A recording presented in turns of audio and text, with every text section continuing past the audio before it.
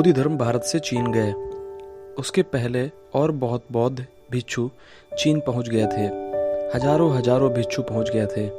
सम्राट बू ने बौद्ध ग्रंथों का करोड़ों रुपए खर्च करके अनुवाद करवाया था। सैकड़ों मठ और विहार बनवाए थे। फिर खबर पहुंची कि परम ज्ञानी बोधि धर्म आ रहे हैं, तो वह खुद अपने राज्य की सीमा पर स्वागत करने आया। स्वागत के बाद ही विश्राम मिलते ही पहली बात सम्राट बू ने बोधि धर्म से पूछी कि मैंने इतने हजार मठ और विहार बनवाए, मैंने इतने करोड़ का खर्च किया, बौद्ध ग्रंथों का अनुवाद करवाया, लाखों भिक्षुओं को रोज मैं भोजन देता हूँ, मेरे इस सब पुण्य का क्या फल होगा? बौद्ध धर्म ने कहा, तू सीधा नरक जाएगा। बू ने कहा, क्या कहते हैं नरक? आप मजाक करते हैं, क्योंकि किसी भिक्षु ने उसे अब तक यह नहीं कहा। सब भिक्षु कहते थे तुम महापुण्यात्मा हो। भिखारी ही थे, भिक्षु ना रहे होंगे। तुम महापुण्यात्मा हो, क्योंकि ये महापुण्यात्मा कहकर ही भिखारी अपना पालन करवा सकते हैं। तुम महापुण्यात्मा हो, तुमने इतना दान किया जैसे कभी किसी ने नहीं किया। स्वर्ण अक्षरों में स्वर्ग में तुम्हारी तख्ती लगने वाली है, परमात्मा के ठीक बगल में तुम्हारा निवास तैयार हो रहा है। यह सब कहा था। बोधि धर्म ने कहा, तू सीधा नरक जाएगा।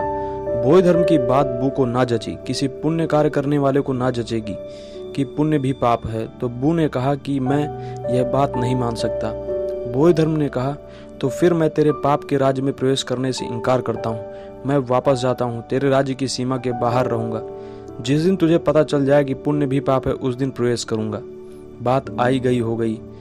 बू तो खिलाफ हो गया बोधि धर्म के, और भिक्षु भी खिलाफ हो गए कि इस आदमी से बड़ी आशाएं लगाई थीं। यह आता तो काम बड़ा होता।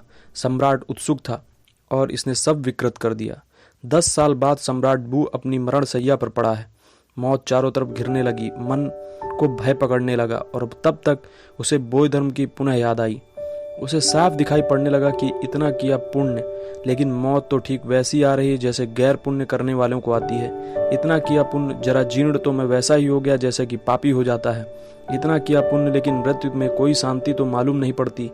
उसके पार क्या शांति होगी? बहुत मन बेचैन है। खबर भेजी उसने कि अगर बोधि धर्म कहीं मिल जाए तो उसे बुला लाओ। मैं व्यर्थ 10 वर्ष खोया, आज मुझे भी लग रहा है कि मैं सीधा नरक जा रहा हूँ।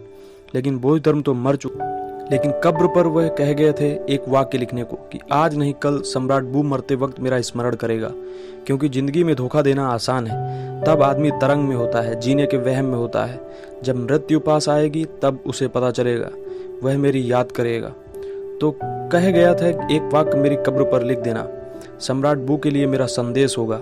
और वह संदेश यह था कि जीवन भर तूने पुण्य किया, अगर मृत्यु के क्षण में भी पुण्य का त्याग कर दे तो स्वर्ग का द्वार निकट है। पुण्य का त्याग कर दे। बहुत त्याग किया तूने पुण्य के लिए, अब तू पुण्य का भी त्याग कर दे।